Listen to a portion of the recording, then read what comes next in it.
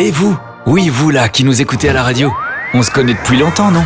On rigole et on pleure ensemble. On vit de grands moments et on écrit l'histoire. Dans cette période particulière, nous sommes toujours là pour vous accompagner et vous pouvez toujours compter sur nous, plus que jamais. On vous divertit et on vous informe quotidiennement sur notre monde qui change. Et votre radio aussi évolue. Elle s'écoute partout, tout le temps, en DAB+, sur Internet ou via votre smartphone. Comme 3 500 000 Belges francophones qui lui font confiance chaque semaine, merci d'écouter la radio. Te acompañamos con excelente música. Señor Jesucristo. Éxitos cristianos del ayer. Sé que no voy a encontrar. Te acompañamos porque somos más que música. Somos tu emisora. Amiga. No te pierdas cada una de nuestras transmisiones.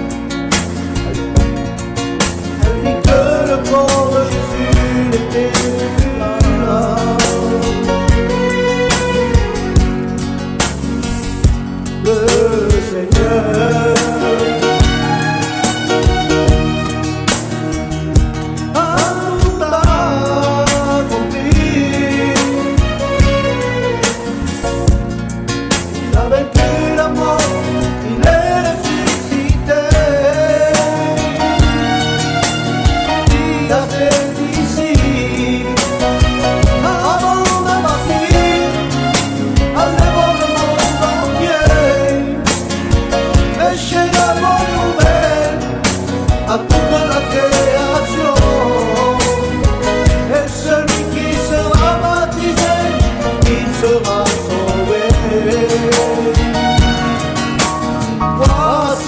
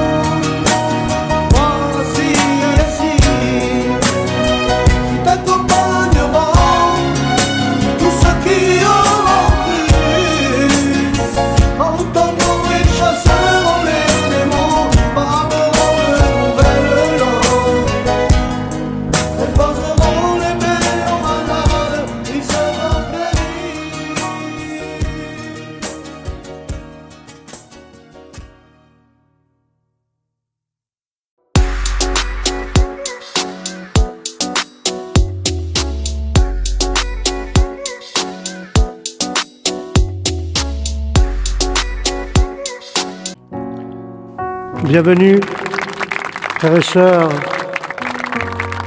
aujourd'hui pour écouter la parole de Dieu. Et je remercie le Seigneur pour tous les bienfaits qu'il fait dans chaque vie. Et aujourd'hui, avec la grâce de notre Dieu, nous allons parler des grandes énigmes de la Bible. Alléluia. Et je le crois, par la grâce de Dieu, que la note biblique d'aujourd'hui se trouve dans le livre de la Genèse. Alléluia. Et nous allons parler de cette note biblique dans les grandes énigmes de la Bible. L'accouplement avec les anges. Alléluia. Nous allons parler de l'accouplement avec les anges. La parole dira ainsi, nous disons la parole au nom du Père, du Fils et du Saint-Esprit. La parole de Dieu dit ainsi, frères et sœurs. Alors que la terre se peuple, il est dit que les fils de Dieu, des anges, séduisent les filles des hommes. Ces relations donnent naissance à des géants dont la Bible dit qu'ils sont les héros du temps ancien. Qui sont ces anges qui ne semblent pas exésués? Qui sont les géants qui naissent de ces unions contre-naturelles? Et nous pouvons comprendre, si nous prenons dans cette note biblique Genèse 6, nous fait comprendre, frères et sœurs, qu'il existe deux interprétations. Il y a deux interprétations principales. Du verset 2, selon l'une d'elles, parle des fils de Dieu, les fils de Dieu.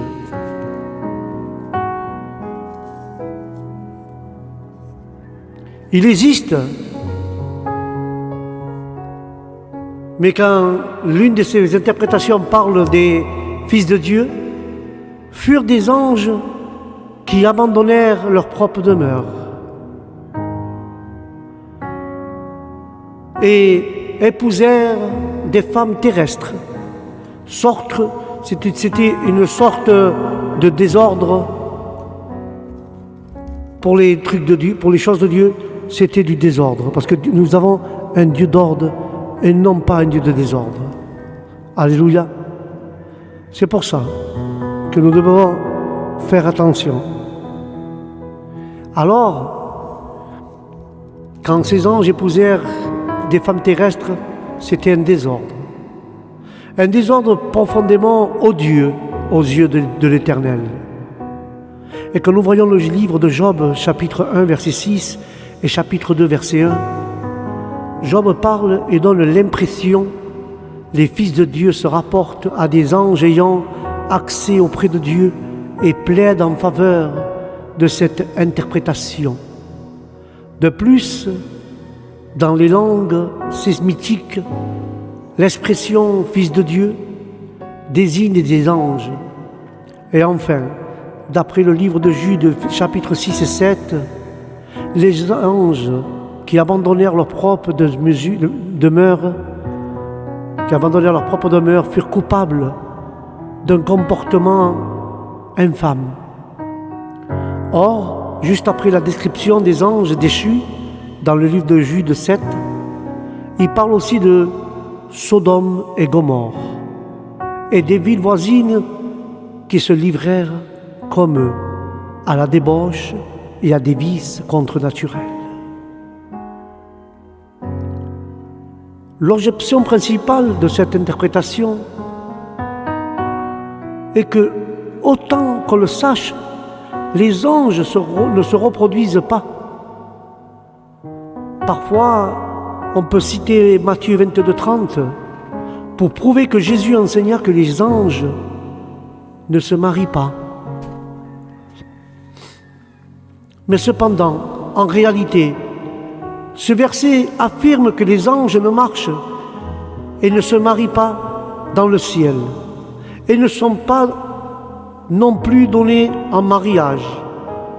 Par d'ailleurs, des anges apparus à Abraham sous forme humaine dans le chapitre de Genèse 18, et les deux se rendirent à Sodome et possédaient un corps humain et éprouvaient des émotions humaines. Mais selon l'interprétation, les fils de Dieu, étaient les descendants fidèles de Seth, tandis que les filles des hommes étaient des descendantes impies de Caïn. Et en faveur de cette interprétation, il y a le fait que le contexte évoque la descendance de Caïn et la descendance de Seth. Et cela décrivait alors le mariage entre des membres de ces deux lignées. Non seulement le mot ange ne figure pas dans le contexte, dans le verset 5, évoque la méchanceté des hommes. Si le péché en question fut commis par des anges, pourquoi Dieu détruirait-il l'humanité? Et nous pouvons voir ici l'étendue du péché. D'ailleurs, l'expression « fils de Dieu » se rapporte bien aux hommes de prière, aux hommes pieux. Même si la formulation est légère, différente de celle du texte hébreu, cependant cette interprétation n'est pas non plus sans difficulté. Alors, et tout d'abord, tous les hommes descendus de Seth furent des personnes de prière, des gens pieux. Et toutes les femmes descendues de Caïn impies. Ensuite, rien n'indique que les descendants soient restés fidèles. De plus, si c'était le cas, pourquoi fallait-il les détruire? Enfin, pourquoi de telles unions entre les hommes pieux et les femmes impies produisent-elles des géants?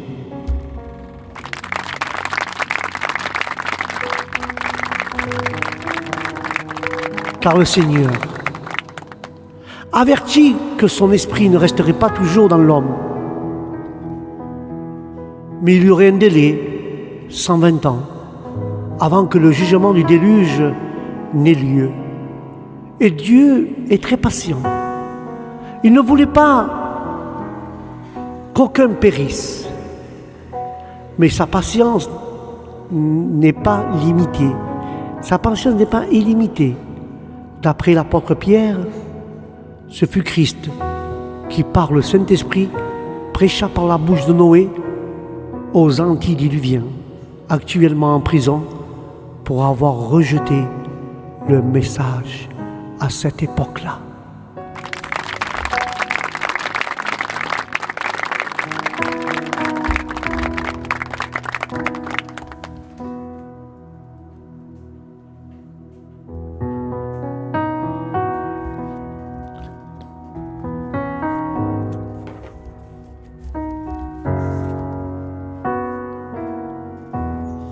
Et c'est pour ça, vous, les lecteurs de la Bible, et surtout pour ceux qui s'attachent à la lettre du texte, car les premiers chapitres de la Genèse sont véritablement un casse-tête, car des dizaines de questions sans réponse satisfaisantes surgent. Le temps de chaque jour de la création, le premier et le deuxième chapitre parlant-ils de la même création ou des deux, comme un échantillon soustrait de la création globale pour entrer dans le laboratoire d'Éden? Quel sens donner à la mise en épreuve? Quel sens donner à la mise à l'épreuve du serpent? Et avec qui les fils d'Adam ont-ils pu procréer? Cela manque de femmes? Cette dernière question n'est pas simple. D'après les textes bibliques, Adam et Ève ont eu 2 fils, dont l'un tue l'autre. Et à ce bien, avant d'avoir fait de leurs parents et des grands-parents. Certains tentent d'expliquer le meurtre d'Abel par Caïn en invoquant une dispute. Mais nous voyons que la Bible ne laisse sous-entendre une pareille hypothèse. Mais de plus, cette Bible ne mentionne pas la présence de femmes auprès de Ève.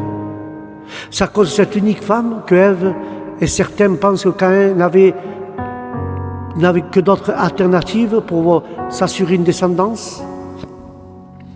Mais Dieu sait faire bien les choses, car la pureté de la race est évoquée en d'autres circonstances.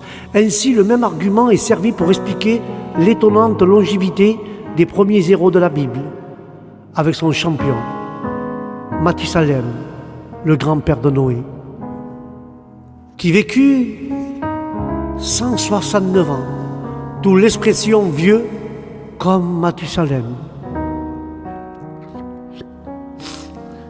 Et si la Bible ne parle pas de femmes, elle l'oublie peut-être seulement de signaler qu'Adam et Ève ont eu des filles. En effet, dans la mentalité du Moyen-Orient, les filles ne sont pas mentionnées dans les généalogies. À de très rares exceptions, ainsi donc, Caïn et Abel ont peut-être eu des sœurs, mais là encore, un malaise demeure. Lorsque Caïn a tué Abel, Adam et Ève ont eu un troisième enfant, mais ce fut encore un garçon prénommé Seth. Mais si cela nous dérange quelque peu, il faut faire référence à une réalité ancienne. Si l'auteur des premiers livres de la Bible est bien Moïse, comme le laisse entendre la traduction ou la tradition, il faut alors se souvenir que ce Moïse avait été élevé à la cour du pharaon d'Égypte et que dans cette culture, les dynasties des rois et qui perservaient de façon étrange, mais par notre culture postmoderne, le pharaon pouvait en effet procréer avec sa fille, voire avec sa sœur, d'autres temps, d'autres mœurs, d'autres habitudes. Mais la question demeure ainsi que Caïn et Seth ont eu des enfants, et s'il y a qu'eux sur terre, les réponses sont mal laissées.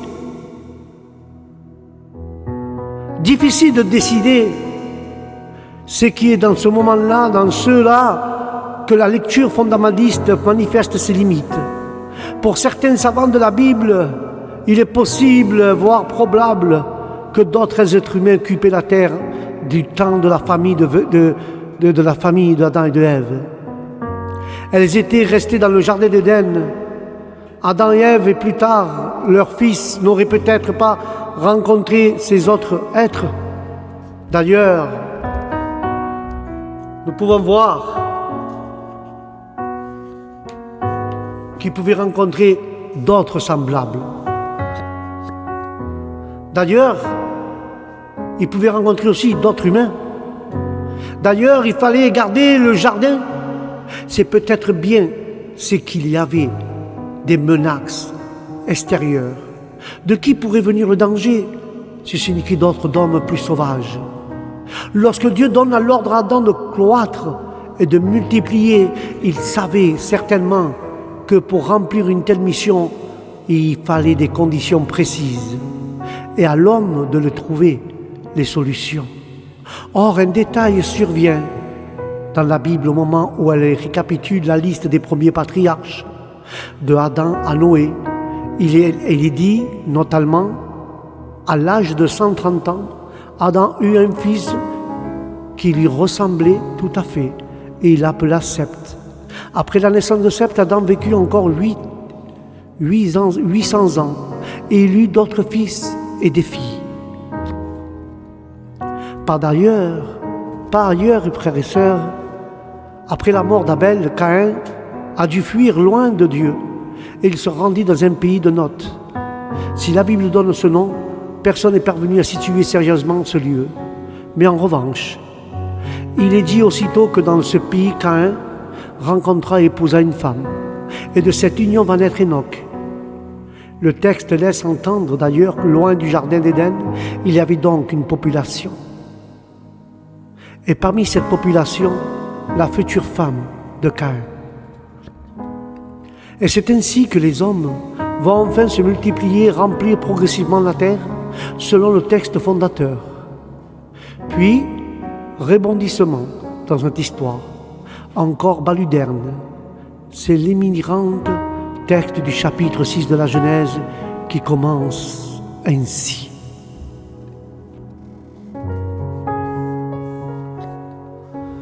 Lorsque les humains eurent commencé à se multiplier sur la terre et que des filles leur furent nées, les fils de Dieu virent que les filles des humains étaient belles et ils prirent pour femmes toutes celles qu'ils choisissent. Alors le Seigneur dit: mon souffle ne restera pas toujours dans l'être humain, car celui-ci n'est que chair. Ses jours seront de 120 ans, et en ce jour-là, et encore après cela, les Néphilins étaient sur terre, lorsque les fils de Dieu virent vers les filles des humains, qu'elles leur donneraient des enfants. Ce sont là les héros d'autrefois, les hommes de renom. Pointons, frères et sœurs, les étrangers et les étendues d'un texte, et l'expression des filles leur furent nées, la présence des fils de Dieu et l'apparition des Néphilins. Alléluia. Nous voyons l'apparition des Néphilins, frères et sœurs. Qu'est-ce que c'est cela?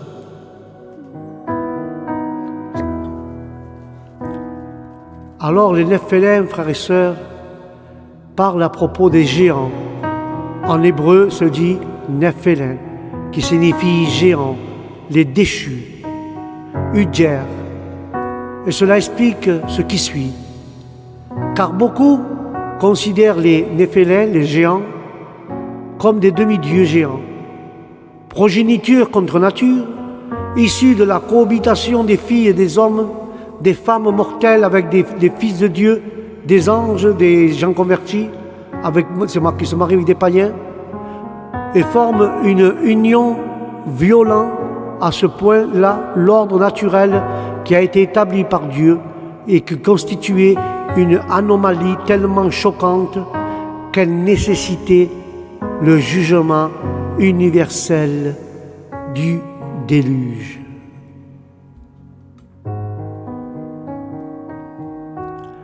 La peine éprouvée par l'Éternel indique nullement de sa part un changement d'intention arbitraire, même s'il semble être ainsi en vue humaine. Elle indique plutôt un changement d'attitude de la part de Dieu en réponse d'un changement de comportement chez l'homme. En effet, Dieu étant saint, il se doit de réagir face au péché. Alléluia. Dieu doit réagir face au péché.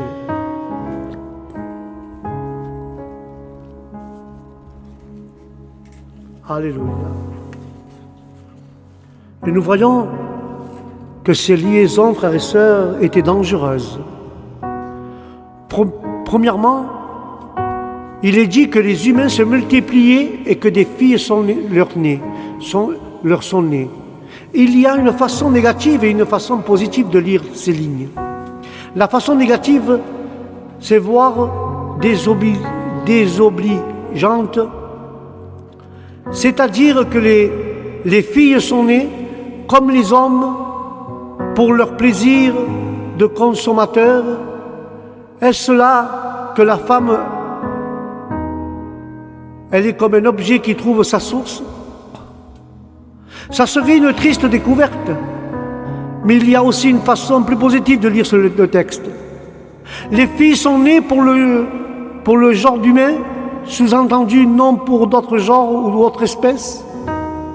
En autre terme, pas pour d'autres mailles, mais de quel autre s'agit-il? La question se pose à cause de la suite du texte qui ne laisse entendre que des fils de Dieu viennent s'accoupler aux filles des humains. Les expressions employées ici, frères, sont claires. On parle bien de deux types de personnes.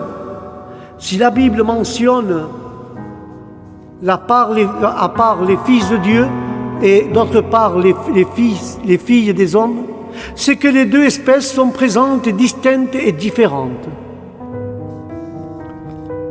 D'ailleurs, lorsque la Bible utilise le terme « fils de Dieu », elle parle généralement d'êtres divins, d'anges ou de personnages célestes venus d'ailleurs. C'est le sens le premier et celui qui épaissit le mystère présent, car des êtres extraterrestres seraient-ils venus visiter la Terre, en particulièrement la chambre de ces dames? Ce qui trouble et ce qui est troublant, c'est que ces anges ne sont pas très angéliques. Ils regardent les femmes et disent littéralement et vulgairement qu'elles sont bonnes. Ils utilisent la même expression que nous trouvons dans la bouche de Dieu au moment de la création, lorsqu'avec du recul, le Créateur contemple son œuvre et déclare que tout était bon à voir et très bon. De plus, le texte signale que ces fils de Dieu, qui trouvent les femmes bonnes, les prennent pour eux. Et c'est encore un jeu de mots, un clin d'œil très explicite, puisque cette façon de prendre est celle d'Ève lorsqu'elle saisit le fruit interdit pour le consommer. Consommer prend ici son deuxième sens. Ève prend parce que c'est bon et elle croque du fruit. Ainsi, les fils de Dieu prennent pour femmes des femmes qui semblent réservées aux hommes, les filles qui leur sont nées. C'est un nouveau coup dur pour le Dieu qui, depuis le début de la Bible, tente de mettre de l'ordre en évitant les confusions. Il sépare la lumière des ténèbres, la terre de l'eau, le haut et du bas, le jour et la nuit, et le divin de l'humain. Or, ici, le divin vient se mêler à l'humain.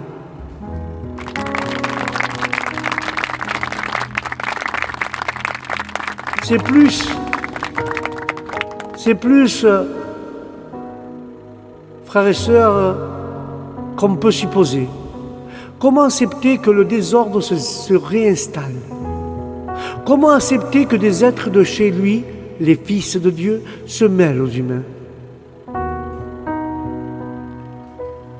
Mais sont-ils vraiment des êtres célestes? Sont vraiment-ils des anges? L'expression « fils de Dieu » est parfois utilisée pour parler des êtres puissants qui se prennent pour les descendants des dieux, comme le pharaon en Égypte ou le roi de Babylone. Ces puissants hommes s'attribuent alors tous les droits, jusqu'à prendre des femmes qui ne sont pas leurs femmes. C'est que ce passage pourrait sous-entendre, puisque dans la suite de la Bible parallèle, pratiques sont dénoncés avec deux exemples précis. Le pharaon s'accroît la femme d'Abraham, Sarah, sous prétexte que cette dernière est très belle. Et de plus tard, le roi David prend sans hésitation la séduisante Bethsabée, femme d'Uri. Or, le Dieu de la Bible n'accepte pas le droit que se donnent les puissants. Et dans les deux exemples cités, Pharaon comme David sont sévèrement punis. Les harems et le droit de cuisage des seigneurs ne semblent pas vraiment autorisés. Ce n'est peut-être ce qui est dans cet épisode mentionne lorsqu'il parle des liaisons dangereuses entre les fils de Dieu et les filles des hommes. C'est ainsi qu'on pourrait aussi comprendre la sanction qui est de limiter à 120 ans l'existence des hommes et non des anges.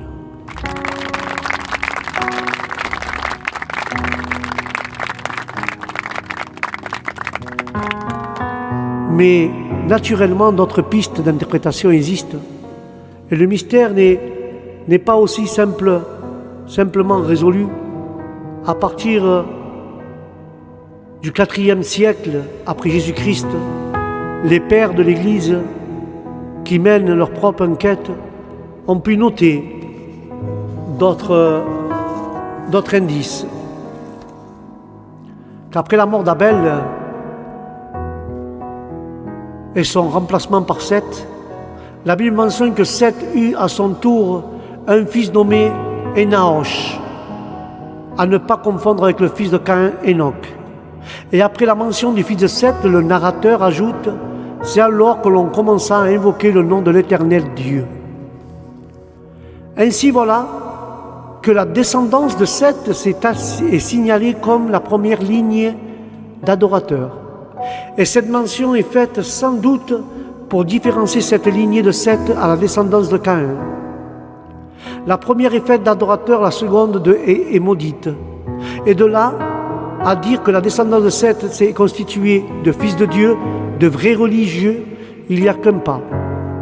Et c'est le texte de Genèse 6 qui pourrait sous-entendre que les descendants de Seth s'offrent des descendants de Caïn, des fils de Dieu et des filles des hommes. Et dans cette piste, frères et sœurs, ne résolut pas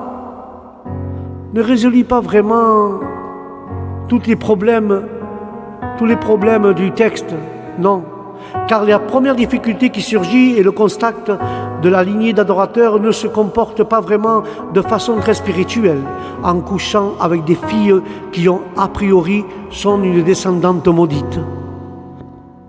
Mais ce qui est le plus problématique dans cette union entre les fils de Dieu et les filles des hommes, c'est qu'elle donne naissance à des êtres étrangers. Les Néphalmi, qu'on a dit tout à l'heure, les géants, qui sont-ils? Difficile de le dire avec précision, sinon en traduisant littéralement que ce mot hébreu veut dire ainsi. Soulever une nouvelle énigme, les ennemis sont ceux qui sont tombés. Et tombés où? Probablement du ciel. Le mystère des géants et le mystère des géants restent entiers, car la première traduction en grec de l'Ancien Testament, qui à l'origine et en hébreu date avant la naissance de notre Seigneur Jésus-Christ, c'est la Septante. Or, c'est la Septante qui traduit Néphilim par géant et signale bien que ces géants sont tombés. Et l'origine céleste est sous-entendue et le fait d'être tombé mentionnait bien une déchéance, une perdition. Mais dans le Nouveau Testament, frères et sœurs, nous pouvons voir qu'on parle de la situation d'anges déchus. Les anges qui n'ont pas gardé la dignité dans leur rang, mais qui ont quitté leur propre demeure, Dieu les a gardés dans les chaînes perpétuelles au fond des ténèbres en attendant le grand jour du jugement. Cette citation de Jude 6 parle, frères et sœurs, d'êtres célestes, des fils de Dieu, qui seraient mélangés en quittant leur origine à leur demeure pour commettre des actes indignes. Faut-il rapprocher cette situation mentionnée dans le Nouveau Testament de celle donc que nous tentons de comprendre, les mécréandes? Peut-être. Ce qui semble acquis, c'est que les anges déchus sont coupables d'actes de contre-nature.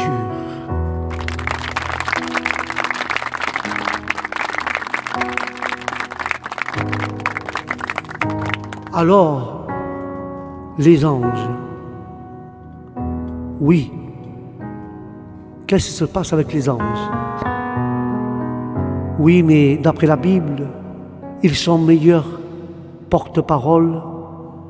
Jésus lui-même, les anges ne se marient pas.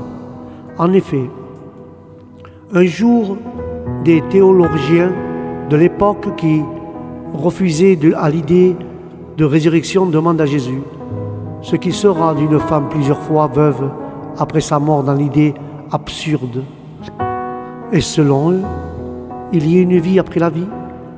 Avec qui sera-t-elle mariée dans l'au-delà? Le premier, le deuxième, le troisième mari?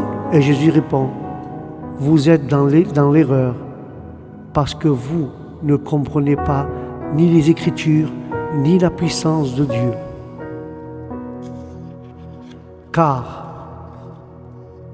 à la résurrection, les hommes ne prendront pas de femmes, ni les femmes de mari, mais ils seront comme des anges de Dieu dans le ciel. Ils n'ont pas besoin de femmes, ils n'ont pas besoin de se marier. Le livre de Matthieu 22, chapitre 22, verset 29-30, parle de cela, que nous serons comme les anges de Dieu dans le ciel.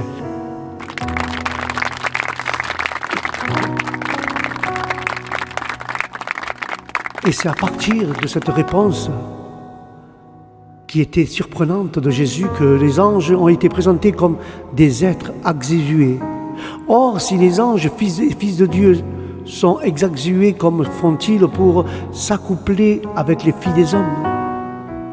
Va-t-on se relancer dans la question sans fin? Les anges ont-ils ou non? Ils peuvent se marier, ils peuvent avoir des enfants, oui ou non? Jésus semble dire que non. Mais Parlement dit, ils n'ont pas une vie d'époux et d'épouse, non? Les anges, ils n'ont pas besoin de cela. Car dans l'Ancien Testament, il y a une histoire mettant en scène des anges et des hommes. De cette histoire a fait couler beaucoup d'encre, et celle de Sodome. Des anges viennent visiter Lot, le neveu d'Abraham, dans la ville de Sodome. Or, les gens de la ville se rassemblèrent devant la maison de Lot, dans l'intention de les connaître ici. Il dit connaître. Dans le sens biblique, veut dire avoir des relations avec eux. L'intention est claire, sans équivoque, après des rapports avec ces anges, ces fils de Dieu, c'est que cet épisode qui sont forgés les mots vulgaires. Et si les hommes voulaient avoir des relations avec ces deux visiteurs, ce qui était possible, les anges seraient donc exurés. Divers textes semblent indiquer des choses contradictoires, difficiles dès lors de savoir où se cache la vérité. Car les anges déchus peuvent donc séduire les filles des humains pour donner naissance à des géants tombés des cieux. Les séraphins deviennent des néphilins.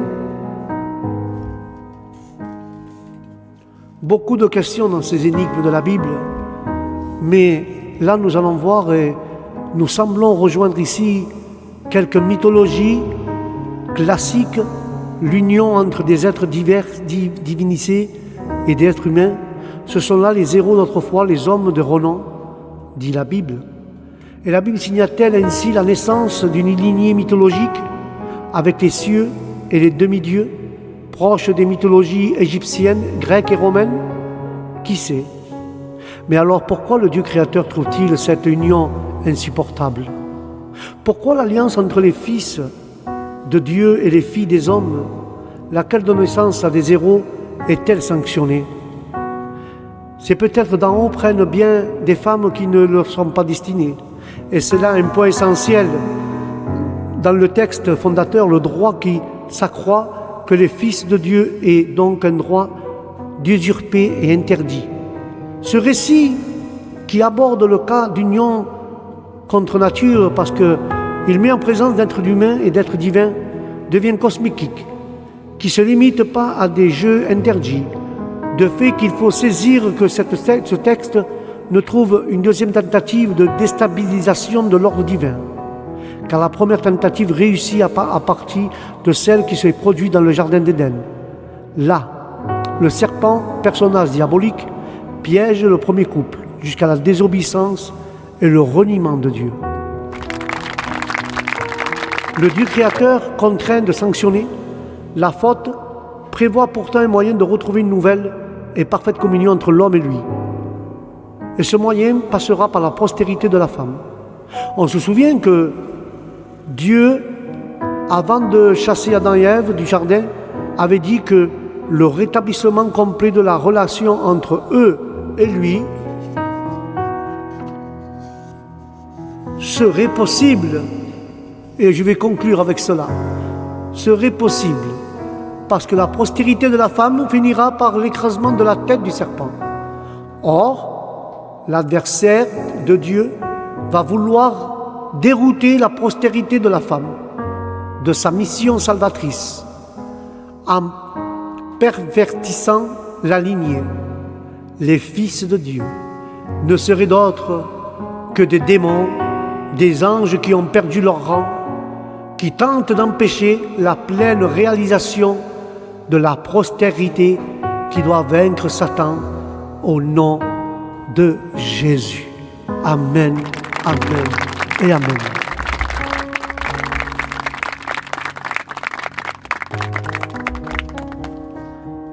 Voilà mes frères et mes sœurs, c'était l'énigme d'aujourd'hui dans la note biblique, l'accomplement des anges.